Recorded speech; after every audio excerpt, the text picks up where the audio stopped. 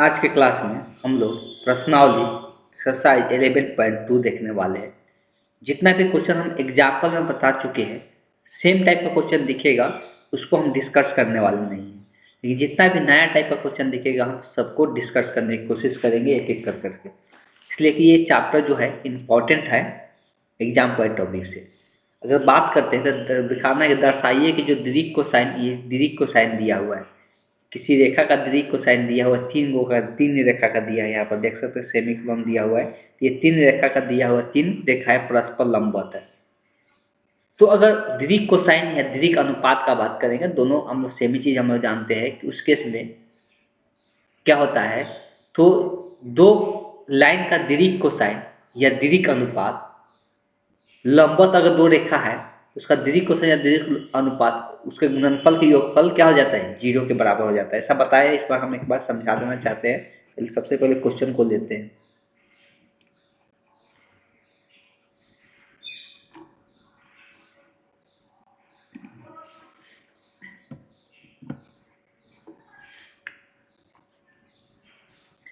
यहाँ पर आते हैं, तीन रेखा का दीर्घ अनुपात दिया हुआ है।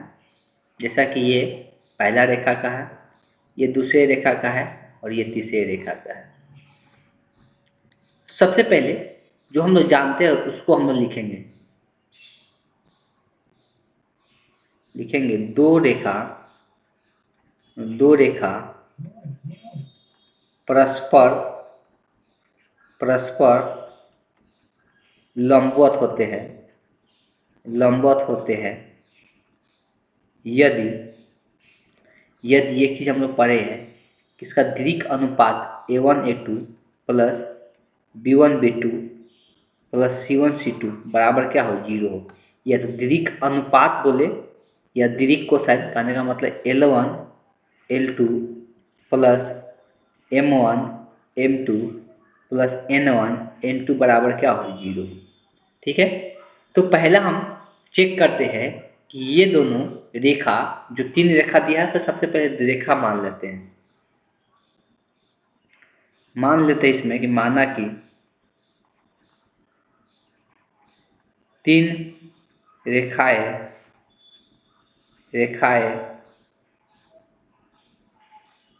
L1 L2 तथा L3 है,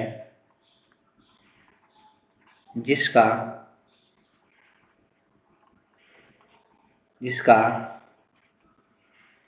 दीर्घ अनुपात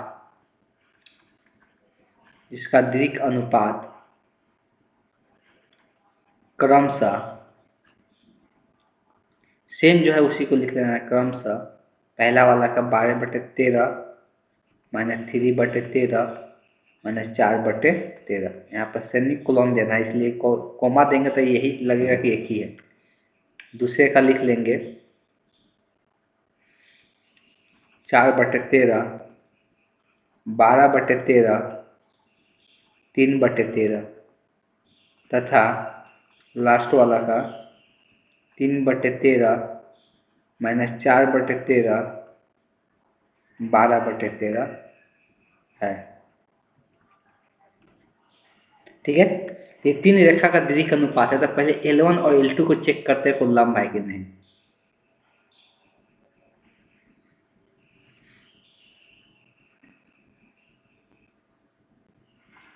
तो रेखा L1 तथा L2 के लिए,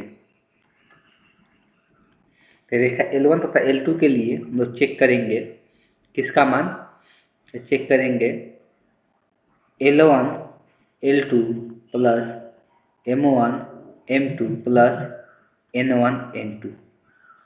इसमें मान रखेंगे तो पहला रेखा का दीर्घ अनुपात L1 का मान ये होगा L2 L3, L1 M1 N1, और ये हो जाएगा L2 M2 N2। रख के चेक करते हैं, गुना करके निकालते हैं। तो 12/13 गुने दूसरा यहाँ पे है 4/13 प्लस M1, तो ये हो जाएगा -3/13 गुने 12/13 प्लस वहाँ पे है तीसरा -4/13 गुने 3/13। अब इसको सिंप्लीफाई करते हैं। यहाँ से हम देख सकते हैं कि 12 चौक कितना हो जाएगा 48, 13 में 13 से गुना होगा 169 हो जाएगा। यहाँ प्लस माइनस माइनस आएगा, बात ये कितना हो जाएगा 36/13 हो जाएगा। यहाँ पर प्लस माइनस माइनस हो जाएगा, 4×3 = 12/13। तो नीचे में सेम है तो ऊपर वाला को हम डायरेक्ट जोड़ घटाव कर सकते हैं। यहाँ से आ जाएगा 48 - 36 - 13, सॉरी ये सब 169 होगा, 169 होगा डिवाइडेड बाई 169। अब देख सकते हैं 48 - 36 और फिर -12, तो ये कितना बचेगा 0 बचेगा। तो ये क्या आ गया पूरा 0/169। तो किसी भी संख्या में 0 से भाग, 0 को किसी भी संख्या से भाग करो 0 ही रहेगा। ये 0 के बराबर आ गया। जब इसका गुना करने पर ये 0 के बराबर आ गया, इसलिए L1 तथा L2 क्या होगा परस्पर लंबवत है, परस्पर लंबवत है। तो L1 L2 के बारे में पता चल गया कि ये क्या है परस्पर लंबवत है। अब L2 और L3 के बारे में देख लेते हैं। अगर L2 L3 भी परस्पर लंबवत हो जाता है तो तीनों एक दूसरे का क्या कहलाएगा लंबवत ही कहलाएगा। क्या लिखेंगे L2 तथा L3 के लिए, L2 तथा L3 के लिए दीर्घ अनुपात का गुणनफल यहाँ पर हम डायरेक्ट लिखने जा रहे हैं। L2 का दीर्घ अनुपात क्या दिया हुआ था, एक बार ऊपर जाकर आप लोग सब कुछ देख सकते हैं कि L2 का दीर्घ अनुपात क्या दिया हुआ था। हम यहाँ पर निकाल लेते हैं।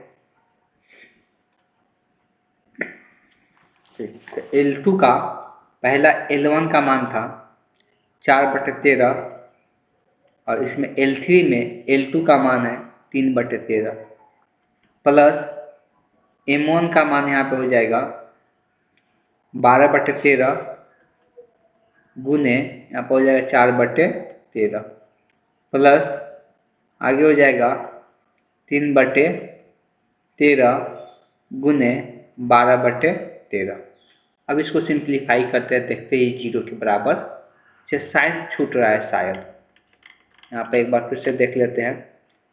ये है L2 वाला, ये है L3 वाला, तो यहाँ पर माइनस किसी में नहीं, इसमें माइनस है एक जगह, ये बीच वाला में, तो यहाँ पर माइनस यहाँ पे सिर्फ है यहाँ पे। अब यहाँ पर गुना करते हैं 4×3 = 12, 13 में 13 से गुना होगा 169। यहाँ प्लस माइनस माइनस 12×4 = 48/169 प्लस 4×3 = 36, 36/169। अब नीचे में सेम है तो ऊपर वाला को डायरेक्ट जोड़ घटाव कर सकते हैं। बट्टे में क्या हो जाएगा 169, ऊपर में क्या आएगा जोड़ घटाव करेंगे तो 0 आएगा, तो 0/169। ये क्या हो जा रहा है 0 हो जा रहा है, तो इसलिए क्या हो जाएगा L2 और L3 भी क्या हो जाएगा परस्पर लंबवत हो जाता है। इसलिए L2 तथा L3 परस्पर लंबवत, परस्पर लंबवत है, परस्पर लंबवत है। तो अब ये L1 L2 के लंबवत हो गया, L2 L3 के लंबवत हो गया, इसलिए क्या हो जाएगा L1 L2 तथा L3 क्या हो जाएगा परस्पर लंबवत हो जाएगा, इसलिए परस्पर लंबवत है। तो लंबवत चेक करने का यही तरीका है कि उसका दीर्घ अनुपात या दीर्घ कोसाइन का गुणनफल का योग क्या हो जाएगा 0 हो जाएगा, बस इतना ही याद रखना है। गुणनफल का जो योग होगा वो क्या हो जाएगा 0 हो जाएगा, इस बात को ध्यान में रखना है। चलिए चलते हैं नेक्स्ट क्वेश्चन क्या दिया हुआ है उसको देखते हैं।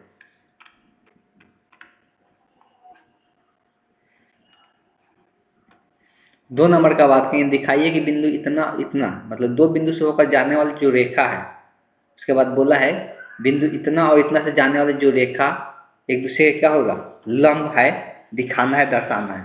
अब देखो किसी भी रेखा को लंब दर्शाना है तो उसका दीर्घ अनुपात हम लोग को पता होना चाहिए। दीर्घ अनुपात का गुणनफल के योग निकाल देंगे, अगर वो 0 के बराबर आ जाएगा तो वो क्या हो जाएगा लंब हो जाएगा।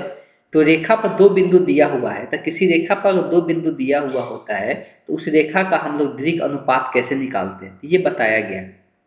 कौन सा क्वेश्चन डिस्कस करें, हाँ 2 नंबर, ठीक है। तो 2 नंबर सबसे पहले क्वेश्चन लेते हैं।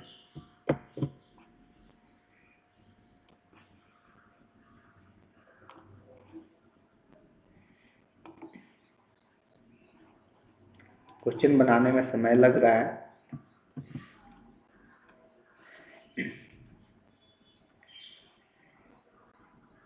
अब देखो ये रेखा पर दो बिंदु पहले दिया हुआ, तो इस रेखा का दीर्घ अनुपात निकालते हैं और फिर क्या ये दिखाइए कि इतना और इतना से होकर जाने वाली रेखा बिंदु इतना और इतना से होकर जाने। हाँ ठीक है, ये पहले दोनों रेखा पर बिंदु है तो इस रेखा का दीर्घ अनुपात निकालते हैं, फिर ये दोनों बिंदु दिया तो उस रेखा का दीर्घ अनुपात निकालते हैं।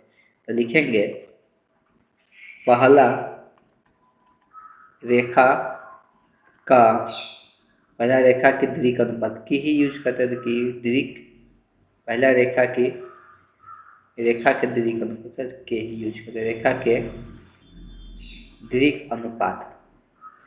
जब दो बिंदु दिया रहता है तो दीर्घ अनुपात निकालने का तरीका बता दिया गया है कि दूसरे में से पहला वाला घटा कर लिखते जाओ। तो 3 में से क्या होगा 3 माइनस 1, फिर यहाँ पर 4 है तो 4 में से माइनस 1 घटेगा, तो 4 में से पहले से माइनस है तो माइनस प्लस 1 हो जाएगा, और फिर माइनस 2 में से 2 घटेगा तो ये कितना आ गया, तो यहाँ पर 2 बचेगा, यहाँ 5 बचेगा और यहाँ पर माइनस 4। तो ये पहला रेखा का दीर्घ अनुपात हो गया। लिखेंगे दूसरा, ये दूसरी रेखा का दीर्घ, पहली रेखा का ये दूसरी रेखा के दीर्घ अनुपात, दीर्घ अनुपात। तो यहाँ पर ये भी दो बिंदु दिया हुआ है, तो किसी एक में से मान लो इस बिंदु में से इसको घटाकर निकालेंगे, 3 में से 0 जाएगा पहले, 3 माइनस 0, फिर ये 5 में से यहाँ पर 3 जाएगा तो 5 माइनस 3, फिर यहाँ 6 में से 2 जाएगा, 6 माइनस 2 हो जाएगा, 3 में से 0 जाएगा, 3 ही बचेगा, यहाँ पर 2 बच जाएगा और यहाँ पर 4 बच जाएगा। तो ये हो गया दूसरी रेखा का दीर्घ अनुपात। दोनों रेखा एक दूसरे के लंब होगा जब दीर्घ अनुपात का गुणनफल क्या हो जाए, तो लिखेंगे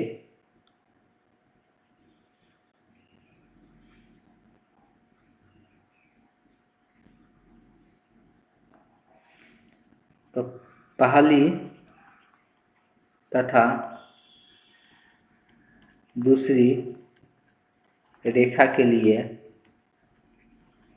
दीर्घ अनुपात का गुणनफल चेक करना, a1 a2 plus b1 b2 plus c1 c2 check करना है क्या आ रहा है। अगर ये 0 के बराबर आ जाता है तो क्या हो जाएगा, अगर ये 0 के बराबर आ जाता है तो ये एक दूसरे का लंब होगा। तो यहाँ पर 2 गुने 3 a1 b1 c1 का मान पहला हो जाएगा, ये a2 b2 c2 का मान हो जाएगा, 2 गुने 3 यहाँ पर हो जाएगा 2 गुने 3 प्लस 5 गुने 2 प्लस माइनस 4 गुने 4, यह आ जाएगा 3 दूना के 6, 5 दूना के 10, यह हो जाएगा, यह प्लस माइनस माइनस हो जाएगा, 4 चौका 16। तो ये हो गया 16 माइनस 16। तो ये क्या हो जा रहा है, ये 0 के बराबर आ जा रहा है, 0 के बराबर है,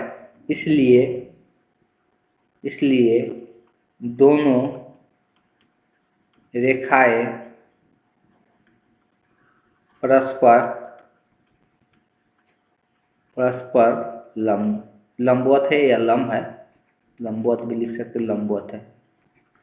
तो दीर्घ अनुपात का गुणनफलों का योग क्या हो गया, 0 के बराबर आ गया, इसलिए दोनों रेखाएं क्या हो जाएगा, परस्पर लंबवत हो जाएगा। ये चलते हैं नेक्स्ट क्वेश्चन पे। अगला जो क्वेश्चन है इसमें भी सेम ही क्वेश्चन है, पर दोनों रेखा का दीर्घ अनुपात ही निकालेंगे, चेक कर ये दिखाना है कि ये दोनों रेखा क्या है, समांतर है। समांतर के लिए दीर्घ अनुपात का अनुपात क्या होना चाहिए, बराबर होना चाहिए। दीर्घ अनुपात का अनुपात क्या होना चाहिए, बराबर होना चाहिए, बस यही ध्यान में रखना रहता है, दीर्घ अनुपात का अनुपात बराबर होना चाहिए।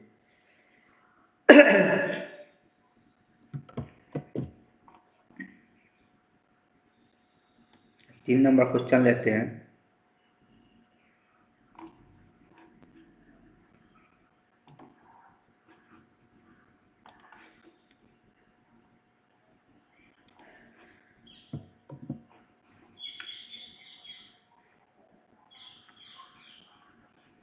सेम तरीका से पहला दूसरा रेखा का दीर्घ अनुपात निकालेंगे, तो लिखेंगे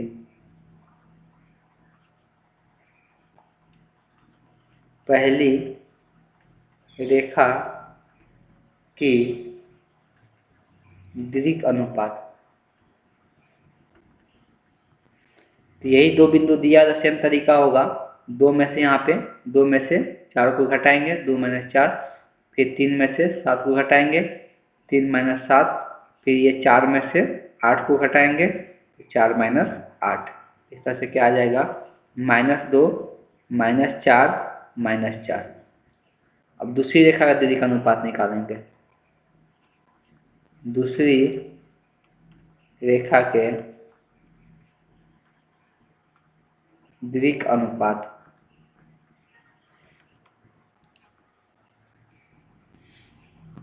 एक में से -1 घटेगा यहाँ पे, एक में से माइनस पहले से था माइनस माइनस प्लस, फिर 2 में से -2 घटेगा तो 2 माइनस माइनस यहाँ पर फिर प्लस हो जाएगा, 5 में से 1 घट रहा है तो 5 -1, तो ये कितना आ जाएगा 2 4 4। अब इसका अनुपात चेक करते हैं।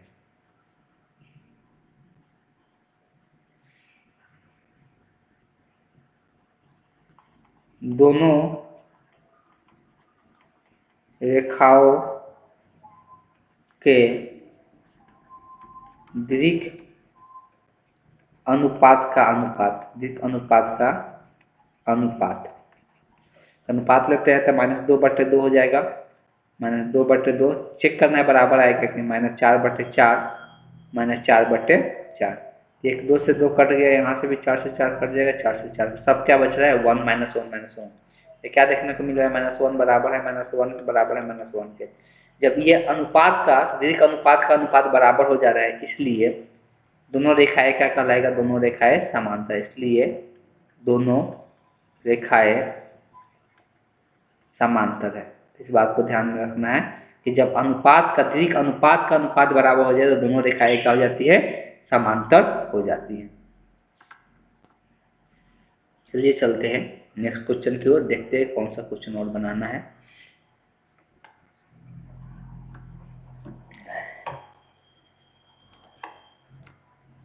अगला जो 4 नंबर क्वेश्चन है, बिंदु इतना से गुजरने वाली रेखा का समीकरण ज्ञात कीजिए जो सदिश इतना का क्या है, समांतर है।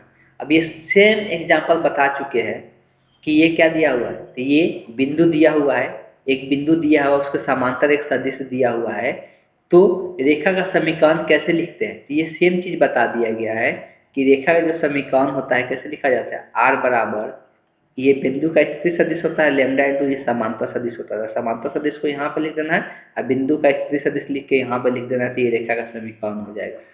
कार्तीय रूप में भी बता दिया गया है। थोड़ा सा क्वेश्चन को लेकर खाली बस समझा देते हैं बनाना आप लोग को। कितना नंबर है, 4 नंबर क्वेश्चन जो है।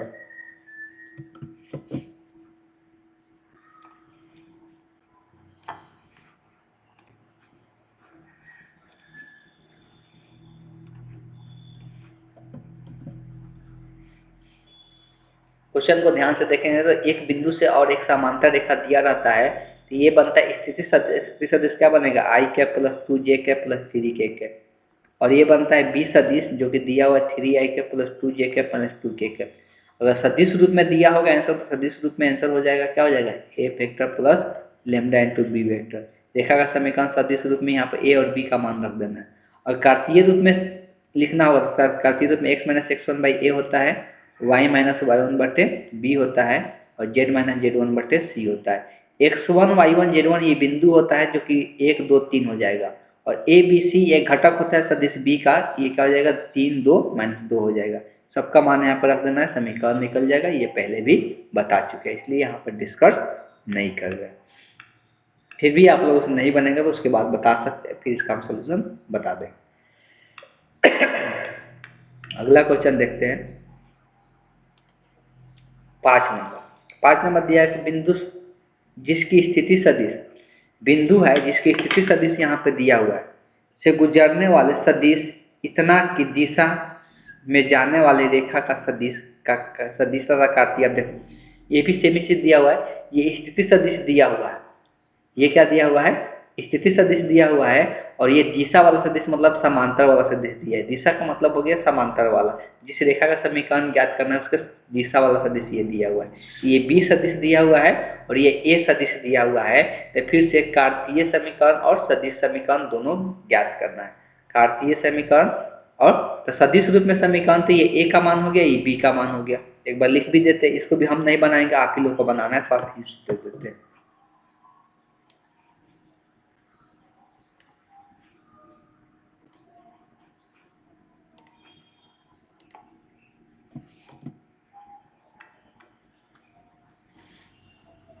तो देखो स्थिति सदिश बिंदु जो दिया हुआ बिंदु का स्थिति सदिश देता है वो ए सदिश बनता है, मतलब ये ए सदिश बन गया। ये क्या हो गया, ए सदिश बन गया। और ये जो सदिश बना वो क्या बन गया, बी सदिश बन गया। ये जो सदिश बना तो बी सदिश बन गया। तो ए और बी यहाँ पे पता है, भी लिख सकते हैं कि दिया हुआ है। तो अगर बात करते हैं रेखा का समीकरण, लिख ही देते हैं रेखा का समीकरण सदिश रूप में।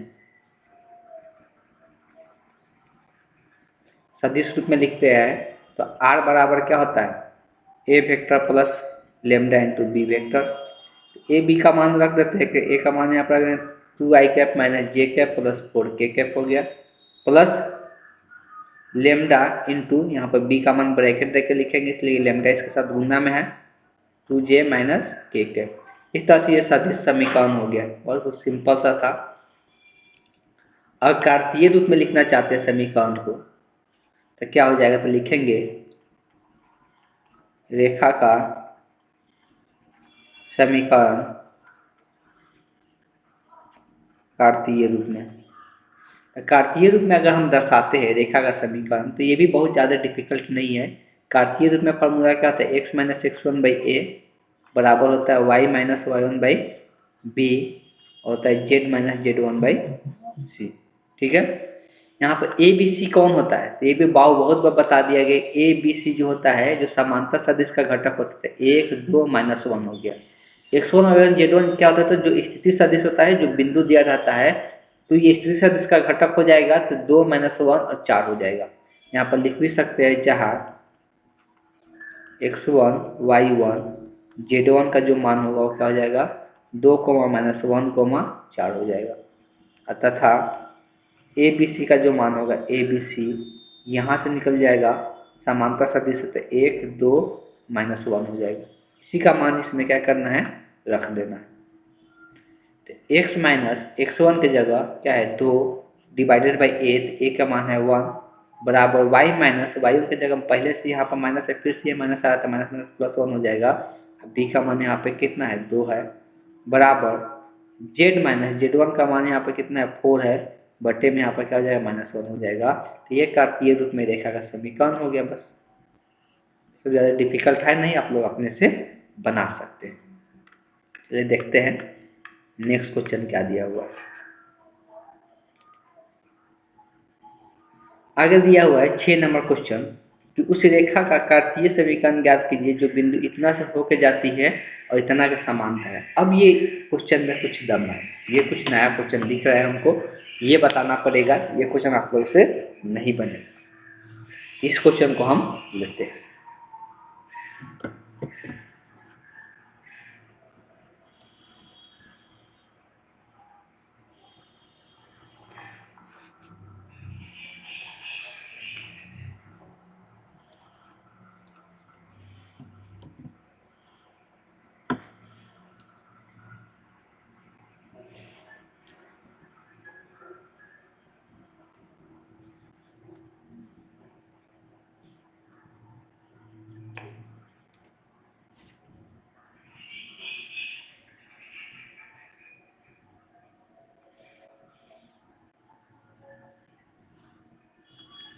ठीक है, तो हम लोग को कार्तीय रूप में रेखा का समीकरण ज्ञात करना है, जिसके लिए यहाँ पर देख सकते हैं कि एक बिंदु दिया हुआ है, इस बिंदु से होकर जा रही है, तो ये x1 y1 z1 का मान हो गया। लेकिन यहाँ पे समांतर सदिश नहीं दिया हुआ है, या तो समांतर सदिश बोले उसको या उसको हम लोग दीर्घ अनुपात बोले, दोनों दिया रहेगा तो उससे हम लोग लिख सकते हैं रेखा का समीकरण। सबसे पहले हम लोग जानते हैं रेखा का समीकरण कार्तीय रूप में क्या होता है। रेखा का समीकरण कार्तीय रूप में हम लोग ये चीज जानते हैं, रेखा का समीकरण जो होता है x minus x one by a बराबर y minus y one by b बराबर z minus z one by c. हम लोग जानते हैं x1 y1 z1 जो होता है उस रेखा का बिंदु होता है या स्थिति सदिश का क्या होता है, घटक होता है। दोनों में से कुछ भी बोल सकते हैं इसको, या तो बोले स्थिति सदिश का घटक होता है या उसको बोल सकते हैं कि x1 y1 z1 का उसको बिंदु दिया हुआ है। ये ए बी और सी जो होता है ये बोलते हैं हम लोग समांतर सदिश या उसी रेखा के अनुदिश जो सदिश होता है उसका घटक होता है ए बी सी। ऐसा बोले या ए बी सी कोई भी बोल सकती है, दीर्घ अनुपात होता है। क्या होता है? दीर्घ अनुपात होता है। अगर एक इसके इस रेखा का समांतर रेखा दिया हुआ है, मतलब मान लो कि इस रेखा का समीकरण हमको ज्ञात करना है और इस रेखा का समांतर एक समीकरण दिया हुआ है, इस रेखा के समांतर एक समीकरण दिया हुआ है, तो इस रेखा का जब समांतर एक समीकरण दिया हुआ है, इसका मतलब क्या निकलता है? इसका मतलब ये निकलता है कि ये दोनों रेखा का दीर्घ अनुपात, या बोल सकते हैं जो समांतर सदिश का बी वाला सदिश जो होता है वो क्या होता है? समान होता है। बी वाला सदिश जो समान होता है तो बी क्या होता है? यही होता है ना जो नीचे रहता है। इस रेखा का दीर्घ अनुपात इस रेखे के दीर्घ अनुपात के क्या हो जाएगा? बराबर हो जाएगा। या बराबर ले या अनुपात बराबर ले, दोनों का मतलब सेम ही होगा, दोनों में कोई अंतर नहीं आएगा। लेकिन जब भी इक्वेशन निकालना रहेगा डायरेक्ट हम लोग उसके बराबर ले लेंगे। तो यहाँ पर यही चीज पता चलता है, लिख सकते हैं चूंकि चूंकि दोनों रेखाएं समांतर है, इसलिए समांतर में ये ए बी और जो सी का मान होगा, ए बी सी का जो दीर्घ अनुपात का मान होगा, ब्रैकेट दे के लिखे या बिना ब्रैकेट के लिखे, ए बी सी का जो मान होगा वो 3,5 क्या हो जाएगा? 6 हो जाएगा, समांतर होने का। तथा यहाँ पर लिख देते हैं